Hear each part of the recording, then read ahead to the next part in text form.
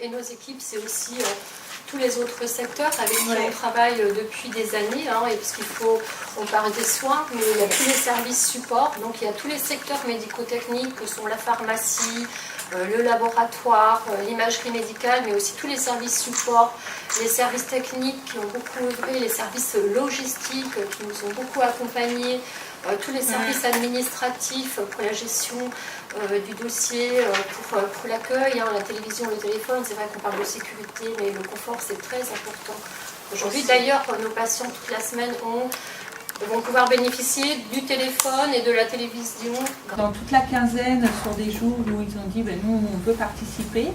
Et la semaine dernière, toute une équipe de psychiatrie managée par l'encadrement de psy est venue avec des étudiants, avec des soignants pour faire les lits, préparer des chambres et nous aider à mettre en place les premiers services qui déménagent. Donc tout le monde se sent est mobilisable et mobilisé pour que tout se passe bien pendant ces 15 prochains jours. Parce qu'on a quand même entre les mains un appareil qui n'a pas encore fonctionné, qu'il faut apprivoiser. Il y a un peu d'appréhension ou c'est plutôt de l'excitation? Et les deux. D'excitation, on a quand même des outils qui sont très performants, intéressants. Et bien sûr, on a bien sûr cette... Bon, je ne vais pas aller jusqu'à la peur, mais l'appréhension. On veut que tout fonctionne bien dès le départ. On sait qu'on aura un temps de rodage. On voit les arbres bouger, etc. C'est bien. Après, le bâtiment par lui-même, c'est tout neuf.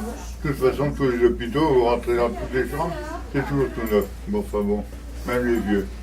Par rapport à Parthenay quand même Par rapport à Parthenay, vous étiez à Parthenay? Ah oui, j'étais à Parthenay. Mais à Parthenay, la première chambre que j'ai eue, j'étais vraiment...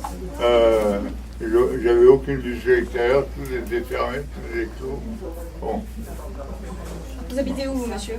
Comment? Vous habitez où? À Secondelli, le pays de... Ça va? Très bien, on verra ça se passe. C'est ce travail collectif qui a été fait sans jamais renoncer à cette opportunité. Que j'avais prononcé en décembre 2015. Et c'est vrai que ce qui était soi-disant impossible est devenu possible grâce à une équipe formidable. Moi, je voudrais saluer vraiment l'obstination du directeur, des élus et de toute l'équipe qui est autour du directeur a tenu bon. Et c'est la première fois dans un gros chantier régional qu'on a incité les entreprises à se regrouper. Je me souviens avoir présidé moi-même des réunions avec les entreprises du secteur du bâtiment, en leur disant au lieu de faire la concurrence les uns contre les autres, où finalement les gros mangent les petits, parce que dans la concurrence, c'est les grosses entreprises qui raflent les marchés, et ensuite qui sont... Parce qu'elles se plaisent. Mais quand elles sont en plein air, on leur coupe pas les cordes. Merci. Oui, on va rester nous là pour accompagner.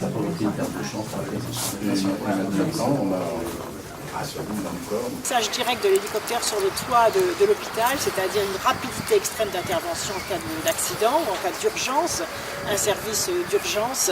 Social, c'est-à-dire une obligation pour les entreprises locales qui ont été protégées dans ce domaine, puisque une centaine d'entreprises locales ont pu, en se regroupant, répondre aux appels d'offres.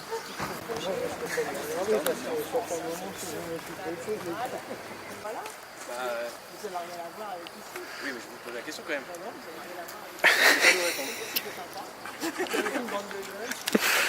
avez une chanson préférée peut-être? Non, on s'est moqué de moi parce que j'ai demandé si elle venait au Parc Auto de la route. La joue, je sais pas.